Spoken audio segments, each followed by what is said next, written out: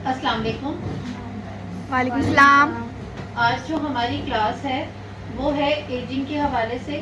हमने anti ageing facial करना आप लोगों को सिखाना है, और एजिंग फेशियल जो है वो हम एंटी एजिंग फेशियल कब से स्टार्ट कर सकते हैं, किन किन को कर सकते हैं, किस तरह से करते हैं, उसके लिए जो हम प्रोडक्ट चूज़ करें वो कौन सी होनी चाहिए, ये सारी डिटेल के साथ मैं आपको बताऊंगी।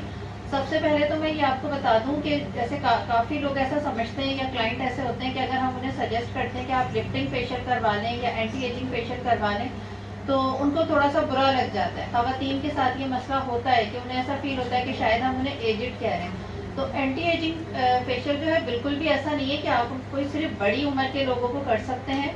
प्री एजिंग जिनसे स्टार्ट हो जाती है हम उसको कम करने के लिए या उसके प्रोसेस को रोकने के लिए हम लोग 25 से स्टार्ट करते हैं एंटी एजिंग फेशियल। ठीक है। जैसे बाज़ लोग ऐसे होते हैं कि आप उनको देखें तो उनकी स्किन ग्लो कर रही होती है और सेम एज की दूसरी जो खातून होती है उनकी स्किन ग्लो भी नहीं कर रही होती और उनके रिंकल्स भी बहुत ज़्यादा नुमाया हो रहे होते हैं। तो एक तो ये होता है कि वो रूटीन केयर भी नहीं करती और फिर वो एंटी एजिंग फेशियल्स वगैरह कुछ भी नहीं करवाती, लिफ्टिंग फेशियल भी नहीं करवाती। तो ये तो एक नेचुरल प्रोसेस है जो कि होता ही है। अब इंसान की एज बढ़ेगी तो उसके ऊपर रिंकल्स आएंगी, झुर्रियाँ आती हैं, झाइयाँ आती हैं। लेकिन ऐसा होता है कि अगर आप केयर करते हैं तो आप इन सब चीज़ों को रोक सकते हैं। अगर आप केयर नहीं करेंगे तो जैसे जैसे एज बढ़ेगी उसकी प्रॉब्लम्स भी शुरू हो जाएंगी। कुछ लोगों की क्या होता है जैसे ही एज बढ़ती है तो उनके साइड पर जो है वो झाइयाँ आना शुरू हो जाती हैं। आंखों के हलकों के साथ साथ बढ़ते बढ़ते वो एज इस तरह से नुमाया होती है उनकी कि जैसे लोग कहते हैं कि एज से झुर्रियाँ या झाइयों का मतलब झुर्रियों का तो है ताल्लुक लेकिन झाइयों का नहीं है। लेकिन झाइयों का भी है। जैसे बॉडी में कुछ चीज़ें कम होती हैं तो एज आपने देखा होगा कुछ लोगों की एज बढ़ती है तो ये आइस के साथ साथ हलकों के साथ साथ उनके झाइयाँ भी पड़ना स्टार्ट हो जाती हैं। तो इस प्रोसेस को हम लोग स्लो कर सकते हैं फेशियल के ज़रिए। बिल्कुल रोक या ख़त्म तो नहीं कर सकते लेकिन हम केयर कर सकते हैं। तो उसके लिए मैंने गोल्ड फेशियल सजेस्ट किया है आज। सो इस ट्रीटमेंट का ये जो है इसकी किट है। और ये मैंने क्यों सजेस्ट किया है, जब मैं करूँगी तो वक्तन फ़वक्तन आप लोगों को बताती रहूँगी।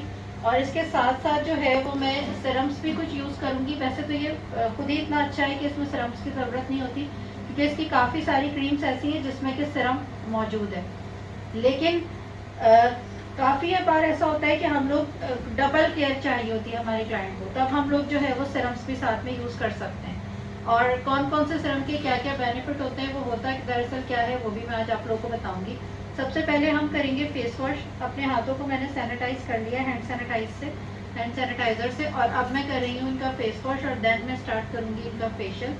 तो ये फेशियल जो सबसे पहले मैंने आपको बताया कब से कर सकते हैं, 25 की एज के बाद से कर सकते हैं।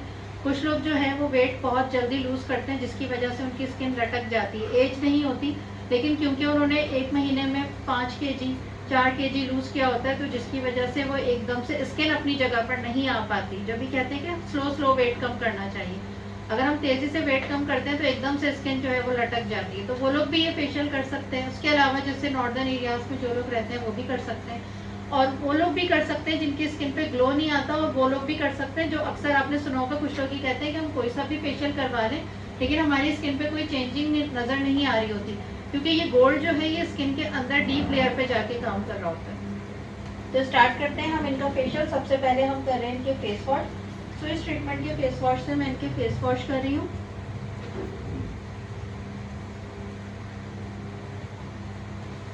सर्कुलेशन मूवमेंट में अपलिफ्ट करते हुए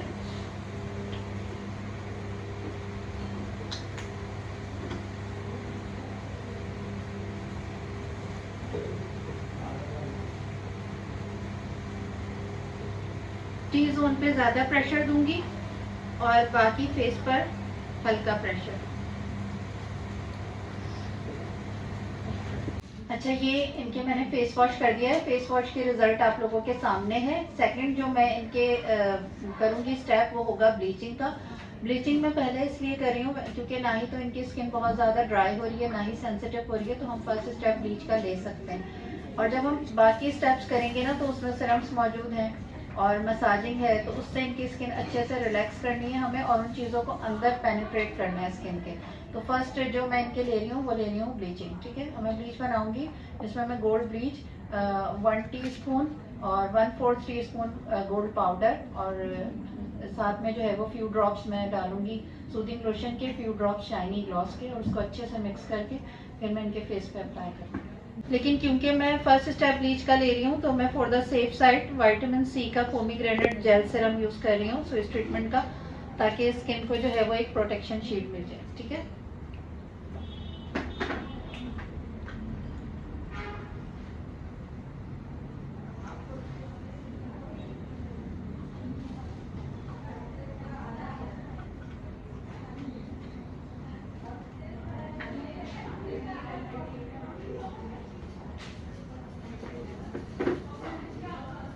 मिस ये जेल हर स्किन पे लग सकती है? जी जी, हर स्किन पे लग सकती है। और मैंने इनके फेस पे जो है ये पोमीग्रेनेट जेल सीरम अप्लाई किया है विटामिन सी का, सो इस ट्रीटमेंट का, और इसके बहुत सारे बेनिफिट हैं। इसको आप नाइट केयर में भी यूज़ कर सकते हैं, रूटीन केयर के लिए।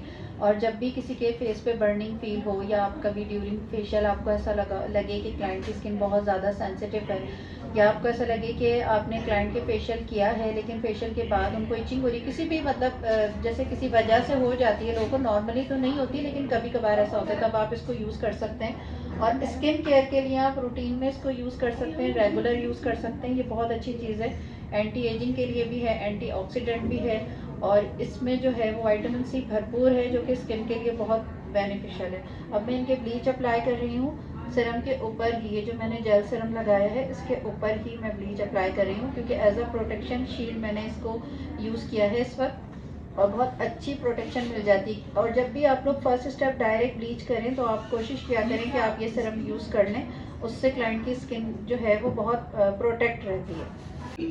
ब्लीच हमने इनके अप्लाई की हुई है और तकरीबन अप्लाई किए हुए 5 मिनट हो गए होंगे। अभी तक इनके प्रोसेस में है ब्लीच, बाल जो हैं वो ब्लॉन्ड नहीं हुए, फेशियल हेयर्स इनके। हम इनसे पूछ लेते हैं कैसा लग रहा है आपको ब्लीच करके, कोई इचिंग या जलन या ऐसा कुछ फील तो नहीं हो रहा? नहीं, सूदिंग लग रहा है, बहुत कूल इफेक्ट आ रहा है, कूलिंग इफेक्ट आ रहा है और बहुत सूदिंग लग रहा है। तो ये बिल्कुल भी ऐसी नहीं है कि इससे जो है वो इचिंग वगैरह हो। तब तक मैंने सोचा कि मैं आप लोगों को जो है वो थोड़ा सा सिरम्स के बारे में बता दूं। अच्छा, सिरम्स में आपने देखा होगा कोई ना कोई एसिड्स होते हैं, अक्सर हाइलुरोनिक एसिड होता है या नाइसिनामाइड एसिड होता है, और एक है विटामिन सी का। अब आपको मैं ये डिटेल देना चाह रही थी कि ये एसिड्स होते क्या हैं और हम कैसे सजेस्ट करते हैं कि हमें कौन से स्किन पे कौन सा मतलब लगाना है सिरम, कौन सा अप्लाई करना है।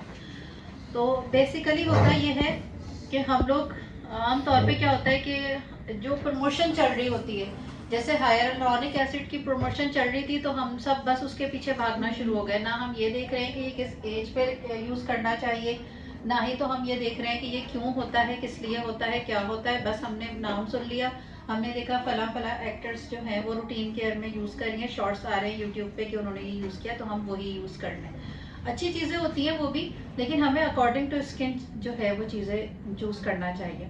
अगर हम इनकी स्किन पर भी सिरम यूज़ करेंगे, अभी तो मैं नहीं यूज़ करूँगी फ़ौरन से ब्लीच के बाद, लेकिन क्योंकि हमारे पास टाइम ड्यूरेशन होता है, जिस वक्त ब्लीच अप्लाई की हुई है तो अभी हमारे पास टाइम है कि हम कोई भी डिस्कशन कर सकते हैं, तो इसलिए मैं कर रही हूँ। तो अगर हम इनकी स्किन के ऊपर अप्लाई करते हैं सिरम तो हम कैसे सजेस्ट करेंगे जबकि हमें पता ही नहीं होगा। अब हमने देखा कि फला एक्टर्स ने ये यूज़ किया, हम इनकी स्किन पे ये यूज़ कर रहे हैं, भाई आजकल इसका ट्रेंड बहुत ज़्यादा चल रहा है हाइलुरोनिक एसिड का, तो हम यही यूज़ कर लेते हैं। तो हो सकता है वो रिजल्ट ना आए जो हम कोई और यूज़ करते तो आ जाते।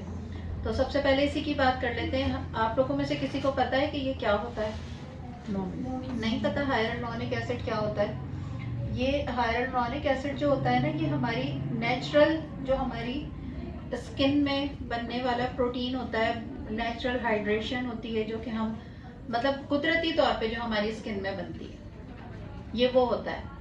ठीक है, अगर आप छोटे बच्चे की स्किन देखें तो कितनी ग्लो कर रही होती है, और अगर जिस तरह से जैसे जैसे एज बढ़ती जाती है तो स्किन का ग्लो कम होता जाता है। और ये बनता किस तरह, जितना ज़्यादा हम पानी पीते हैं, जिस तरह की हम खुराक लेते हैं, ये उसी से हमारी बॉडी में बनता है।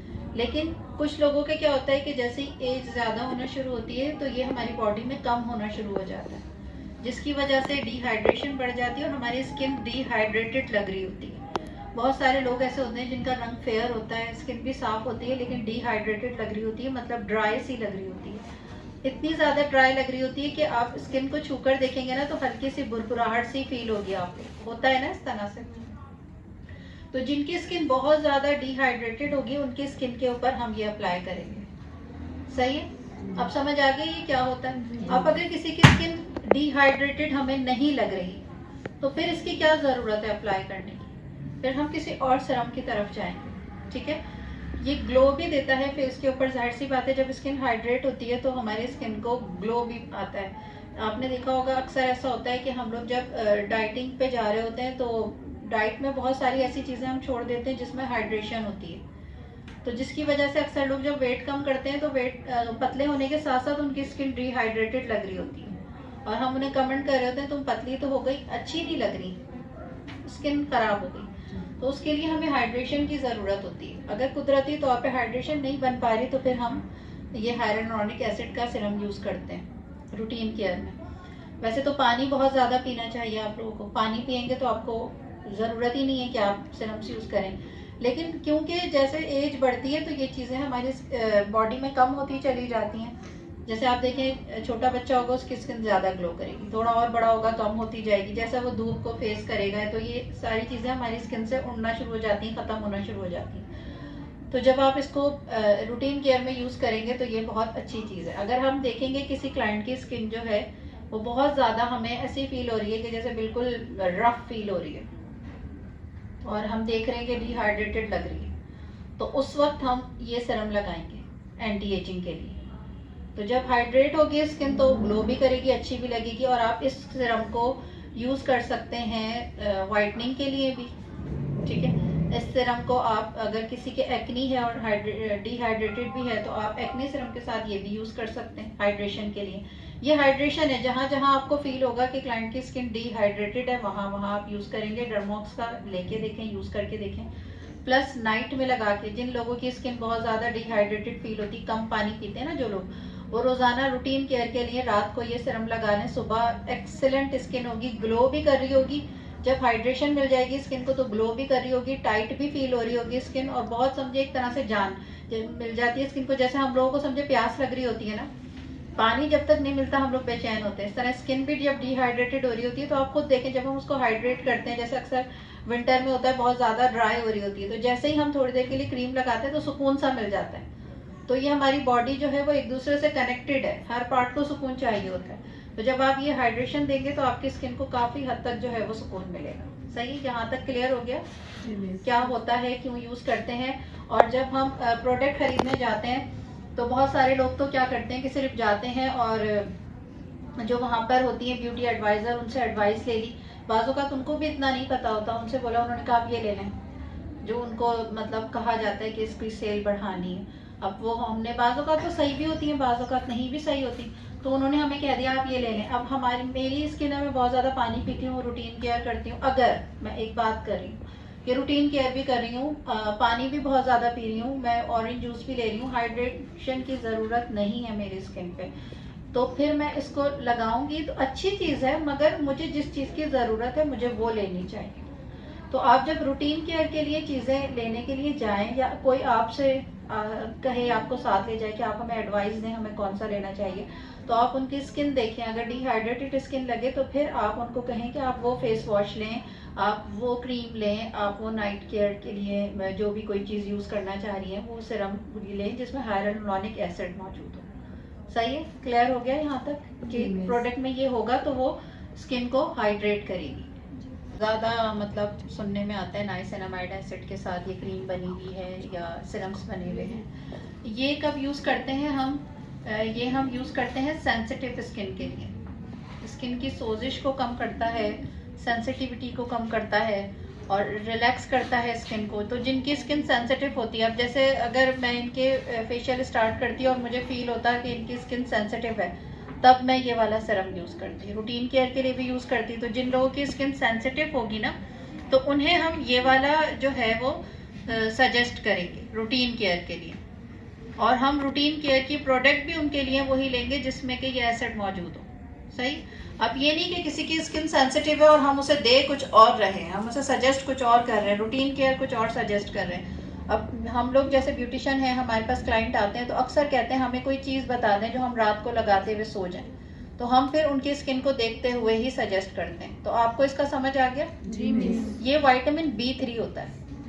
ठीक है, विटामिन B3 से बनता है। समझ आ गया? कोई क्वेश्चन है इसके हवाले से? नहीं। स्किन की बात हो और विटामिन सी की बात ना हो, ऐसा नहीं हो सकता। लेकिन विटामिन सी जो है रिपेयरिंग के लिए होता है।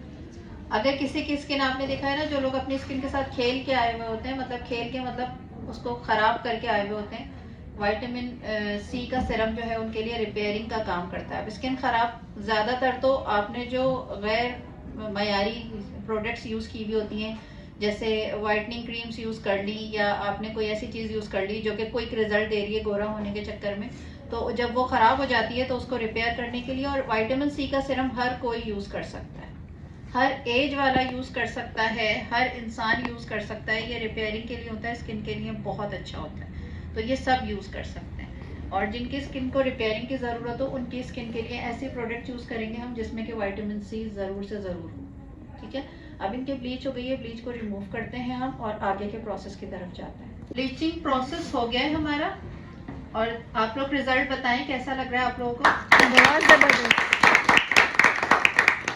सेकंड प्रोसेस की तरफ जाएंगे हम लोग, और उसमें हम यूज़ करेंगे क्लेंजर गोल्ड का, स्विस ट्रीटमेंट गोल्ड फेशियल का क्लेंजर यूज़ करेंगे। और इसमें आप देखें कि बहुत ज़्यादा शाइन है, इसमें सिरम्स मौजूद हैं ऑलरेडी, जो कि स्किन के लिए बहुत फ़ायदेमंद है, हाइड्रेट करते हैं स्किन को। और इसका मैं सर्कुलेशन मूवमेंट में फिंगर टिप के साथ मसाज करूंगी तकरीबन 3 मिनट तक। 3 मिनट के बाद जो है मैं इसको रिमूव कर दूंगी।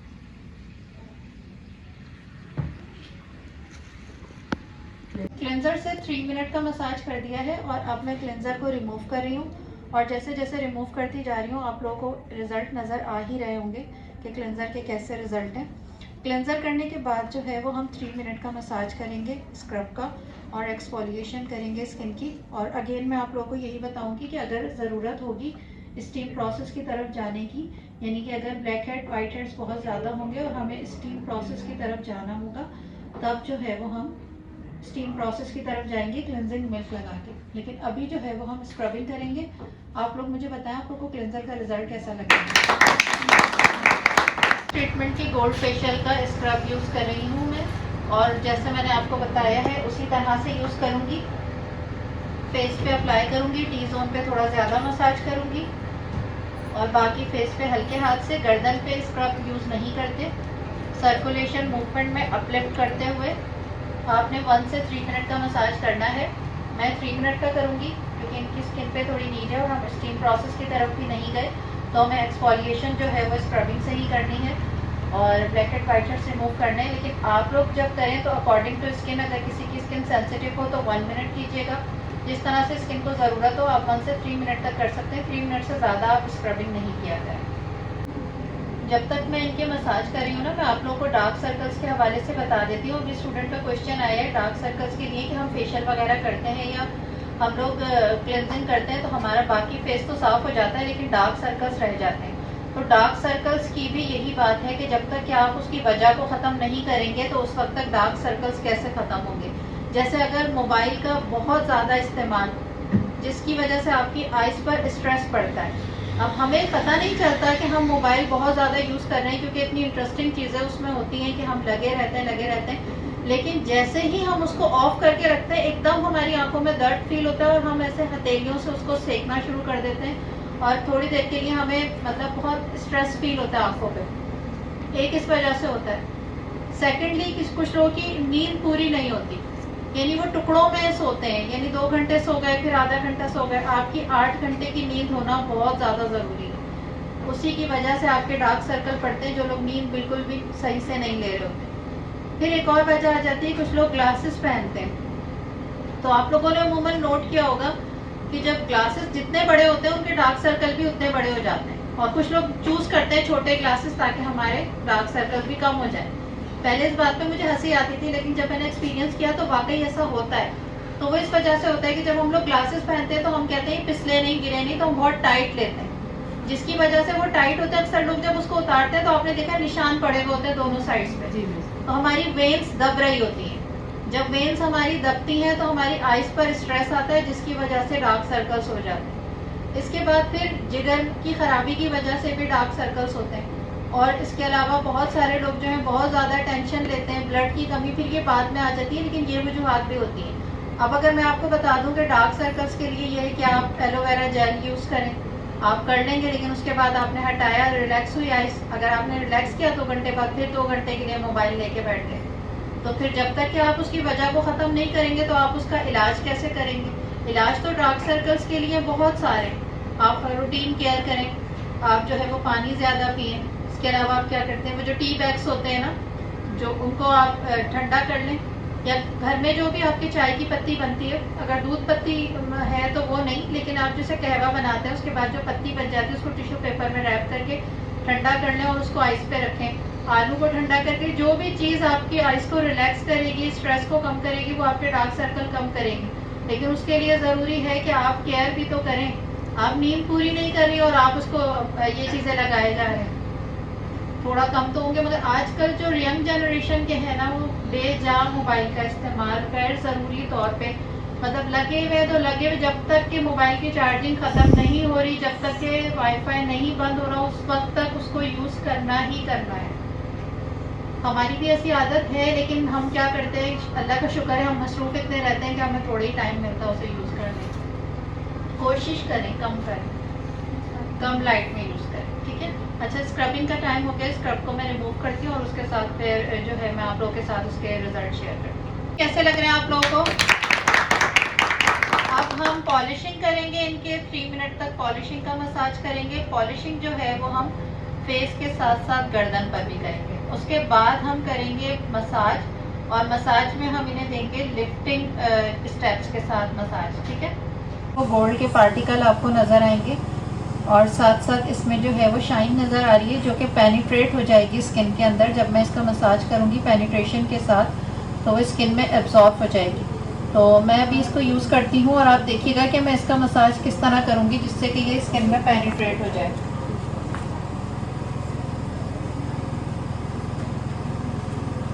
इसका सर्कुलेशन मूवमेंट में मसाज नहीं करना, पेनिट्रेट करना है स्किन में इस तरह से। इसकी पेनिट्रेशन होगी तभी स्किन जो है वो बहुत अच्छे से ग्लो करेगी। अच्छा, जब तक कि मैं इसको स्किन में पेनिट्रेट कर रही हूँ, आप लोगों को ये पता है कि गोल्ड फेशियल में क्या होता है, गोल्ड क्यों यूज़ किया जाता है गोल्ड फेशियल, और किन किन क्लाइंट्स को हम सजेस्ट करते हैं।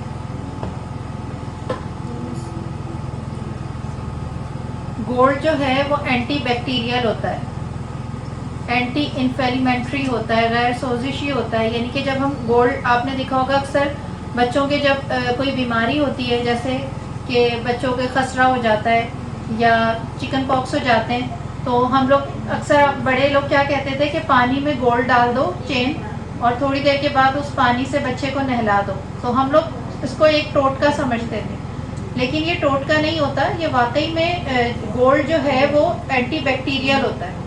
और जैसे कुछ लोगों के आपने देखा होगा कि फेस पर स्वेलिंग सी फील होती है, तो ये एंटी इन्फ्लेमेटरी भी होता है। और इसको जो है वो हम एजिंग के प्रोसेस को कम करने के लिए रोकने के लिए जो है वो हम करते हैं, क्योंकि इसमें जो है वो ऐसे पार्टिकल्स होते हैं गोल्ड में जो कि स्किन को जो है वो रीजनरेट करते हैं। यानी जो सेल्स हमारे सो गए होते हैं, जो सेल्स हमारे मर गए होते हैं, ये उनको दोबारा से ज़िंदा करता है, जिसकी वजह से स्किन रीजनरेट होती है और हमारी स्किन में सेल्स बनना शुरू हो जाते हैं और एजिंग प्रोसेस जो है वो स्लो हो जाता है। पेनिट्रेशन के साथ मैंने इनके अप्लाई किया है और बहुत अच्छे से पेनिट्रेट हो गई है। आप लोग देखें, जितने भी पार्टिकल्स थे आप लोगों को इसमें नज़र आ रहे थे जेल में, वो सब स्किन के अंदर एब्जॉर्ब हो गए और पेनिट्रेट हो गए स्किन में बहुत अच्छे तरीके से। और आप लोग देखिए कितनी अच्छी शाइन आ रही है, ठीक है। अब हम चाहें तो इसके ऊपर ही मसाज क्रीम लगाकर मसाज कर सकते हैं, और चाहें तो इसको रिमूव करके हम तब भी मसाज कर सकते हैं, ठीक है। मैं इसको रिमूव करूँगी, उसके बाद सीरम्स यूज़ करूँगी और सीरम के साथ मसाज क्रीम यूज़ करके और फिर इनका लिफ्टिंग मसाज करूँगी। हियालुरोनिक एसिड वाला हम ये डरमॉक्स का सीरम यूज़ करेंगे साथ में। आप देखें कितना खूबसूरत है, वैसे भी ये देखने से इतना अच्छा लग रहा है, अपीयरेंस इतनी अच्छी है और इसका वर्क भी बहुत अच्छा है। तो नाइट केयर के लिए वो लोग बहुत ज़्यादा उन लोगों के लिए ज़रूरी है जिनकी स्किन डिहाइड्रेटेड है। तो नाइट केयर के लिए आप लोग ले सकते हैं। अच्छा, एक क्वेश्चन मेरे पास आया था कि हम लोग दिन में लगाएं या रात में लगाएं। भाई जब भी आप सोएं आप उससे पहले लगा लें, क्योंकि सोने से पहले जो है, सोते वक्त हमारी स्किन रिपेयर हो रही होती है। तो अगर किसी की रूटीन ऐसी है कि वो सुबह सोते हैं तो वो सोने से पहले लगा लें, दिन में सोते हैं, जिस वक्त भी आप सोएं सोने से पहले इसको अप्लाई करें तो आपकी स्किन बहुत अच्छे से रिपेयर हो जाएगी। बाकी आपको जिस टाइम पे सूट करे आप लगा सकते हैं, लेकिन बेस्ट टाइम होता है कि आप जब भी नींद लेने जाएं उससे पहले सीरम इस्तेमाल करें और रात को सोने की आदत डालें, वो ज़्यादा बेस्ट है।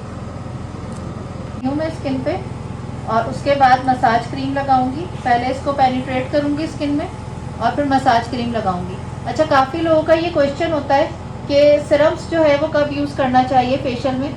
तो सिरम्स मसाज करते हुए यूज़ करना चाहिए या फिर आप इसको लास्ट में यूज़ कर सकते हैं। अगर आप टोनर यूज़ नहीं कर रहे तो आप इसको अप्लाई कर दें, टोनर के बजाय आप सिरम्स अप्लाई कर दें। और हम इसको जो है वो मास्क में बिल्कुल भी नहीं मिलाते हैं। कुछ लोग ये गलती करते हैं कि मास्क में सिरम मिला रहे होते हैं। मास्क जो है वो पोर्स को क्लोज कर रहा होता है, वो किसी भी चीज़ को स्किन में पेनिट्रेट नहीं कर रहा होता, ठीक है।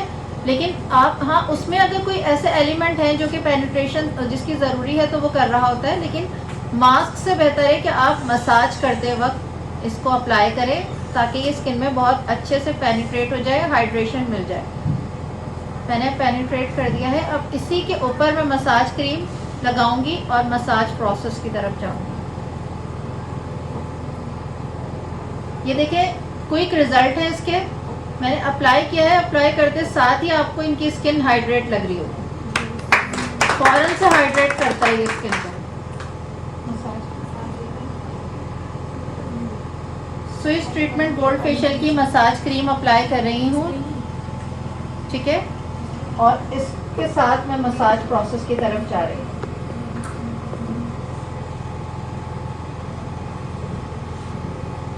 जिस तरह हम नॉर्मली फेशियल में मसाज करते हैं उसी तरह से मसाज करेंगे, लेकिन कुछ हम स्टेप्स इसमें डिफरेंट लेंगे जिसमें कि हम लिफ्टिंग देंगे और हम फाइन लाइंस को किस तरह से रिमूव कर सकते हैं स्टेप्स के साथ, तो उस तरह से हमने लेना है। सबसे पहले सर्कुलेशन मूवमेंट में अपलिफ्ट करते हुए मसाज करके हम क्रीम को पूरे फेस पर और नेक पे स्प्रेड कर देंगे, ठीक है। और सर्कुलेशन मूवमेंट से मसाज करने से क्या होता है, हमारा ब्लड सर्कुलेशन तेज हो जाता है। फर्स्ट स्टेप मैं वही लूँगी जो हम नॉर्मली लेते हैं। इसको आप जो है इसके टाइम्स बढ़ा लीजिएगा, यानी अगर मैं दो से 3 दफ़ा कर रही हूँ तो आप इसको 5 टाइम, 3 टाइम, 4 टाइम कर सकते हैं, जैसा कि आपकी सहूलत हो। उसके बाद ये इसी तरह से हमें करना है, लिफ्ट करते हुए। टाइम ड्यूरेशन आप बढ़ा लीजिएगा अकॉर्डिंग टू स्किन। नेक को हमने लिफ्ट किया, अब हम चिक्स को लिफ्ट करेंगे। ये हमारा इंक्लूडेड स्टेप है लिफ्टिंग फेशियल का, ठीक है।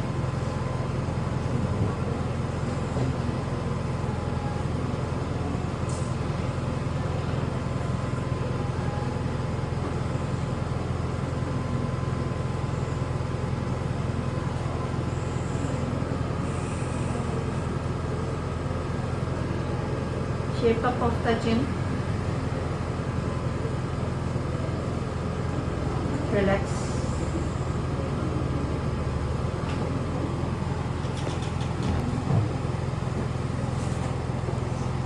लाफ लाइंस को मिटाने के लिए ये स्टेप लेते हैं, रिलैक्स करते हैं, चिन का स्टेप, और फिर 5 टाइम्स हम दोबारा लिफ्टिंग की तरफ जाते हैं।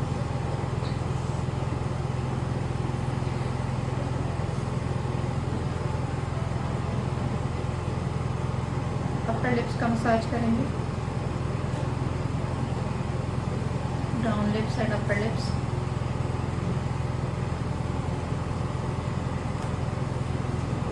Knows,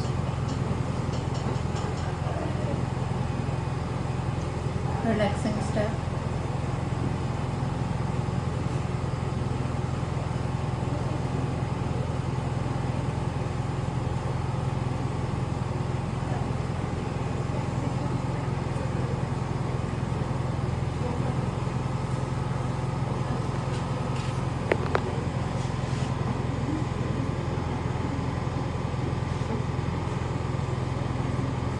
eyebrow lifting step,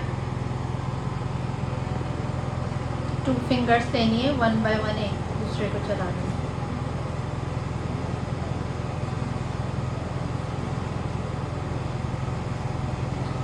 centre की 2 फिंगर्स हैं।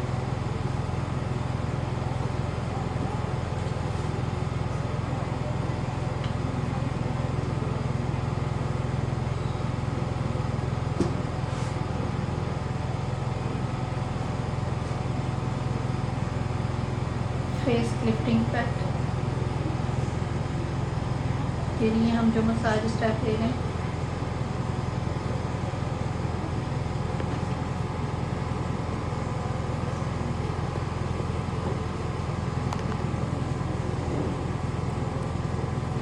नीटनेस के साथ काम करना है आपने।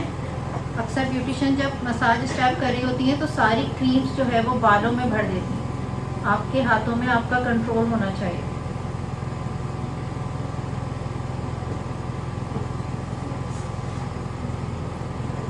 वापस से लिफ्ट करेंगे फेस।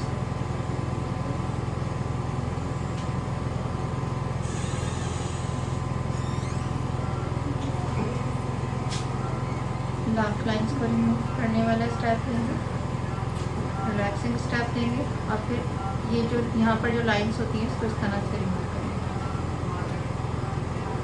ये स्टेप लेंगे, साथ साथ सर्कल्स बनाकर और प्रेस करेंगे।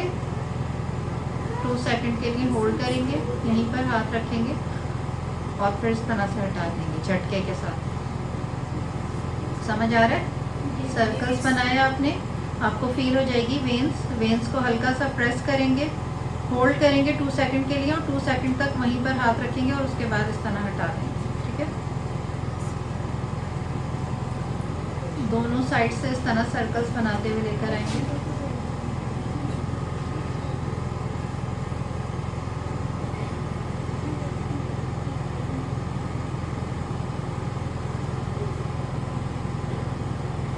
गर्दन पर भी लाइंस होती हैं आमतौर पे ना, उसके लिए ये वाला स्टेप है।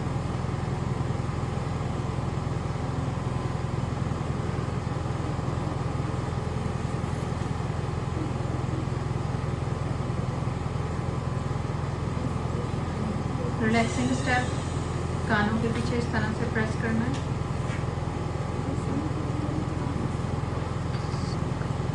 मसाज आपने रिपीट करते रहना है और यही स्टेप्स जो है वो आप तकरीबन नॉर्मल स्टेप्स जो लेते हैं हम वो भी लेंगे, लेकिन इसमें जो है वो आपने मसाज को थोड़ा सा ज़्यादा टाइम देना है। तकरीबन आपने मसाज को 15 मिनट देना है। 15 मिनट पे जो है वो बहुत अच्छे से आपका मसाज हो जाएगा। मसाज प्रोसेस हमारा कंप्लीट हो गया है। हमने मसाज जो है वो बहुत रिलैक्सिंग सा मसाज दिया है और कुछ स्टेप्स आप लोगों को बता दिए हैं लिफ्टिंग फेशियल के। रिलैक्स देखें इनके फेस पे कितना फील हो रहा है, फेस से कितनी रिलैक्स लग रही है।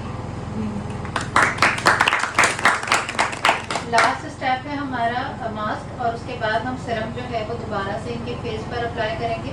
मास्क अप्लाई कर रही हूँ मैं स्विस ट्रीटमेंट के गोल्ड फेशियल का। स्टेप से अप्लाई करने के बाद आप लोगों के साथ रिजल्ट शेयर करेंगे और थोड़ा सा आप करीब से दिखाएंगे फेस को। इसमें भी आपको जो है वो बारीक बारीक पार्टिकल्स नज़र आएंगे जो कि स्किन को जो है वो रीजनरेट करते हैं। अच्छा जी, फाइनल रिजल्ट है इनके। हमने जो मास्क रिमूव कर दिया है, अब बस मैं लास्ट में सीरम अप्लाई करूँगी। आप लोग बताएं कि फाइनल रिजल्ट कैसे लग रहे हैं।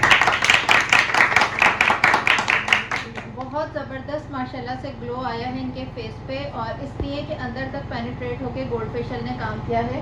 आज जो हमने फेशियल किया था उसमें हमने ये वाले सारा सामान हमने गोल्ड फेशियल का यूज़ किया था, स्विस ट्रीटमेंट का, और ये बहुत अच्छा है उन लोगों के लिए जिनके क्विक रिजल्ट नहीं आते, क्योंकि ये स्किन के अंदर तक पेनिट्रेट होकर रिजल्ट देता है। तो बहुत शुक्रिया आप लोगों का क्लास लेने का और बहुत मज़ा आया आज की क्लास में भी। इंशाल्लाह फिर कुछ और नया लेकर हाजिर होंगे आप लोगों के साथ किसी अच्छी सी क्लास के साथ। तब तक के लिए अल्लाह हाफ़िज़।